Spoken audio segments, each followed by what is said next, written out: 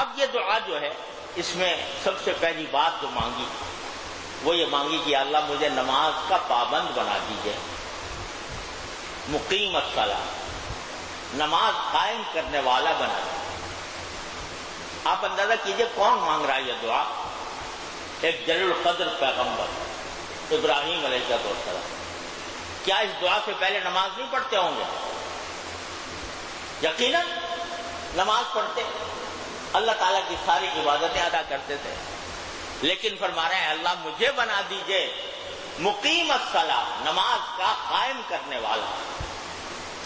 ایک تو ہے نماز پڑھنا، قرآن کریم میں کہیں یہ نہیں آیا کہ نماز پڑھو، کسی جگہ صلو یہ نہیں آیا، ہر جگہ کیا ہے؟ اقیم الصلاۃ، نماز قائم۔ تو دعا یہ فرما رہے ہیں کہ یا اللہ مجھے نماز قائم کرنے والا بنا دیجئے۔ کیا مطلب؟ کہ نماز کی جو حقیقت ہے، نماز کا جو اصل ادب ہے، اس کا جو اصل طریقہ ہے، اس کے فرائض و واجبات ہیں، اس کی سنتیں ہیں، اس کے نوافل ہیں اور اس کے مستحبات ہیں اور آداب ہیں، اے اللہ ان سب کا ادا کرنے والا مجھے بنا۔ اب نماز اگر کوئی شخص گھر میں پڑھ رہا ہے مثال کے طور پر تو نماز تو ہو جائے گی، فریضہ بڑی حد تک ادا ہو جائے گا، لیکن اگر بغیر عذر کے گھر میں پڑھ رہا ہے، جماعت میں نہیں آ رہا، مسجد میں نہیں آتا، جماعت نہیں کرتا، تو یہ نماز پڑھی تو اس نے نماز قائم نہیں کی، نماز قائم نہیں کی۔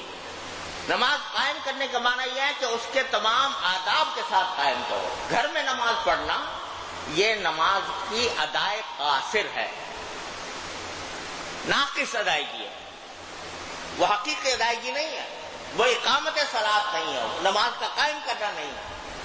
گھر میں اگر کوئی اپنے کمرے میں گھر میں نماز پڑھتا ہے، جماعت کے ساتھ ادا کرنا تقریباً واجب جیسا ہے، تو یہ اقامت کا ایک حصہ ہے کہ آدمی مرد ہے تو جماعت سے پڑھے۔ عورتوں کے لیے جماعت نہیں ہے، عورتوں کے لیے جماعت بلکہ مکروہ ہے، عورتیں اگر اپنی جماعت کریں مکروہ ہے، ایسا کرنا نہیں، جائز نہیں ہے عورتوں کے لیے۔ ان کا کام یہ ہے کہ وہ گھر میں پڑھے، اور حدیث میں رسول اللہ صلی اللہ علیہ وسلم نے فرمایا کہ عورت اگر اپنی کوٹھڑی میں پڑھے تو اپنے کمرے میں پڑھنے سے بہتر ہے، اور کمرے میں پڑھے تو صحن میں پڑھنے سے بہتر ہے۔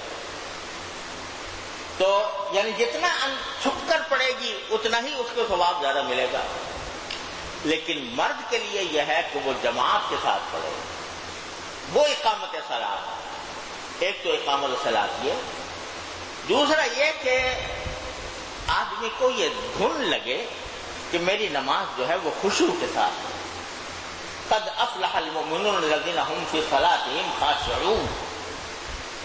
آدمی زندگی بھر یہ کوشش کرتا رہے کہ میری نماز خشوع والی نماز ہو، جس میں دھیان اللہ تعالیٰ کی طرف ہو، اور اس کا طریقہ حضرت حکیم الامت قدس اللہ تعالیٰ سرہ نے یہ بتایا کہ آدمی جب نماز میں کوئی بات، کوئی الفاظ زبان سے نکال رہا ہے تو وہ الفاظ، ان الفاظ کی طرف دھیان رکھے۔ الحمدللہ رب العالمین کہا تو دھیان ہو کہ میں الحمدللہ رب العالمین کہہ رہا ہوں، ان الفاظ کی طرف دھیان، الرحمن الرحیم کی طرف دھیان، مالک یوم الدین، ہر لفظ کی طرف دھیان دے کر آدمی نماز پڑھے تو یہ خشوع کا ادنا درجہ، اور اعلیٰ درجہ رسول کریم صلی اللہ علیہ وسلم نے یہ بیان فرما دیا کہ ان تعبد اللہ کأنک تراہ، اللہ کی عبادت اس طرح کرو۔ نماز بھی عبادت کا سب سے اہم حصہ ہے، تو اللہ کی عبادت اس طرح کرو، یعنی نماز اس طرح پڑھو جیسے کہ تم اللہ کو دیکھ رہے ہو، کأنک تراہ، جیسے کہ اللہ تعالیٰ کو دیکھ رہے ہو۔ تصور کرو کہ میں اللہ تعالیٰ کے سامنے کھڑا ہوں، تصور کرو کہ میں باری تعالیٰ کی بارگاہ میں حاضر ہوں، اور اگرچہ اللہ تعالیٰ نظر آنے والی نہیں ہے، دنیا کے اندر کسی کو بھی نظر نہیں آ سکتے، لیکن اللہ تعالیٰ نے اپنی اپنی تجلی کے بے شمار مظاہر دنیا کے اندر پیدا کیے ہوئے ہیں۔ آدمی اگر غور کرے تو جہاں نماز پڑھ رہا ہے وہاں کوئی عمارت نظر آئے گی، کوئی صحرا ہوگا، آسمان نظر آئے گا، زمین نظر آئے گی۔ یہ آسمان زمین کس کی پیدا کی ہوئی؟ اللہ جل جلالہ۔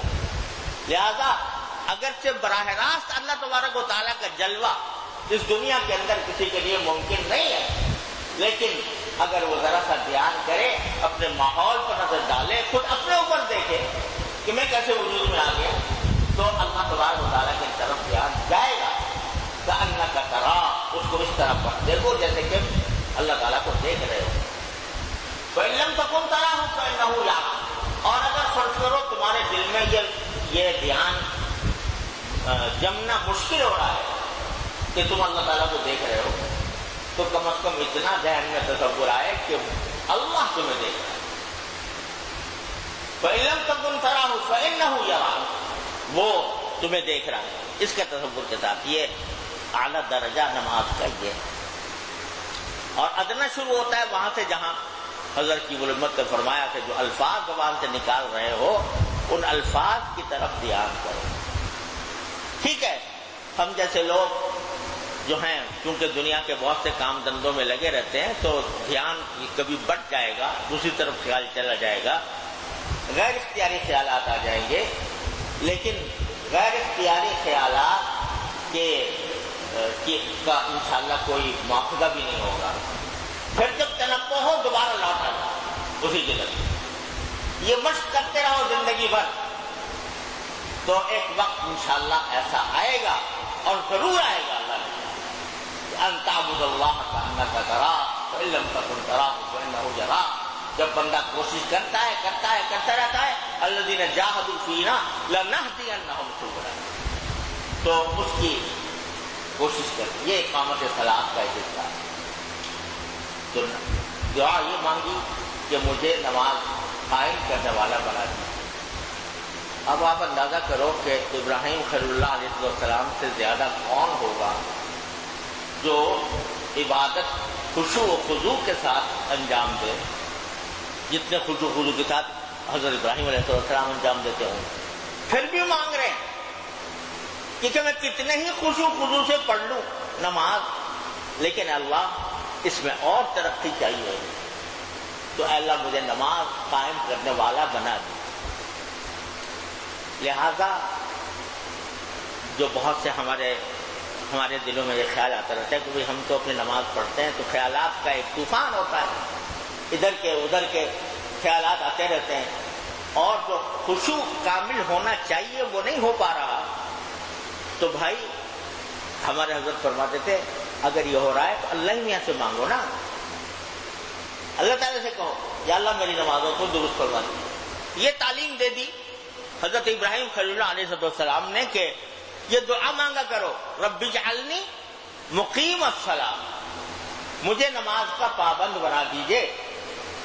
اور جب نماز کے لیے آ رہے ہو، نماز پڑھنے کے لیے راستے میں یہ دعا مانگتے آ جاؤ، یا اللہ نماز پڑھنے جا رہا ہوں، پتہ نہیں شیطان دل میں کیا خیالات ڈالے گا، ادھر ادھر کے خیالات آ جائیں گے، اے اللہ مجھے نماز کے اندر خشوع کی توفیق عطا کرو۔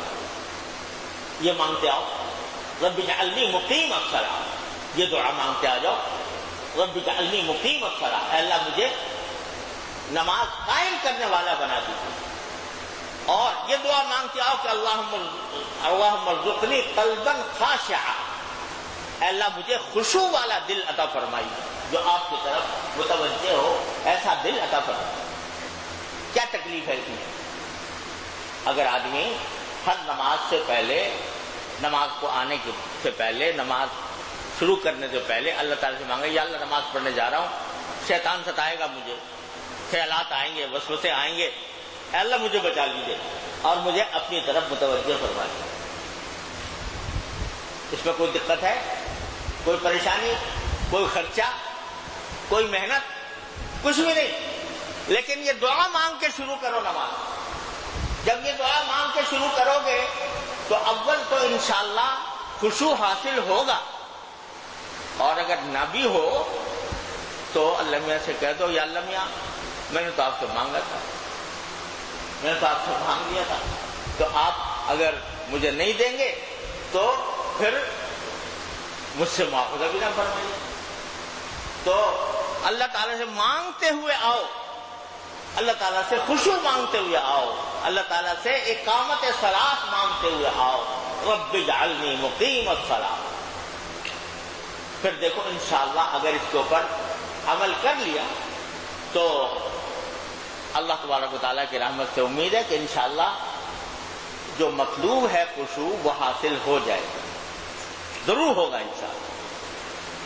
اور اسی لیے بعض روایات میں یہ منقول ہے کہ نبی کریم صلی اللہ علیہ وسلم جب نماز شروع فرماتے تھے تو یہ فرماتے انی وجہت وجہ للذی فطر السماوات والارض حنیفا وما انا من المشرکین، انی وجہت وجہ للذی فطر السماوات والارض، میں نے اپنا چہرے کا رخ کر لیا ہے اس ذات کی طرف جس نے آسمان اور زمین کو پیدا کیا۔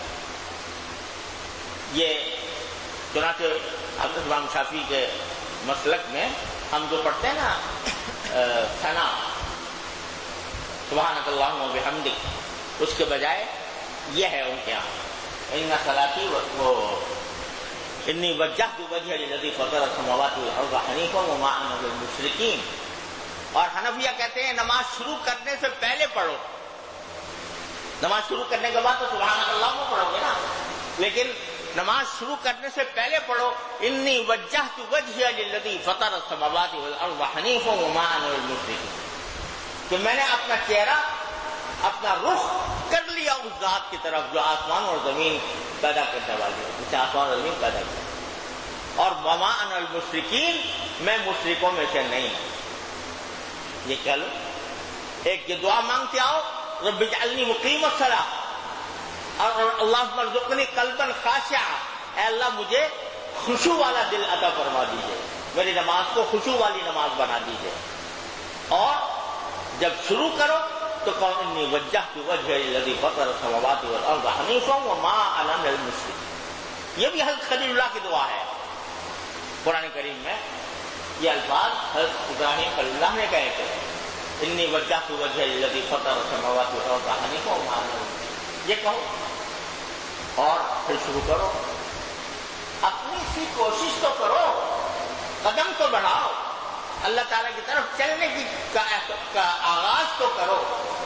یہ کرو گے تو اللہ تبارک و تعالیٰ انشاءاللہ ثم انشاءاللہ تمہاری نمازوں کو بھی بنا دیں گے، خشوع والی نمازیں بنا دیں گے۔ اللہ تعالیٰ ہم سب کو توفیق عطا کرے۔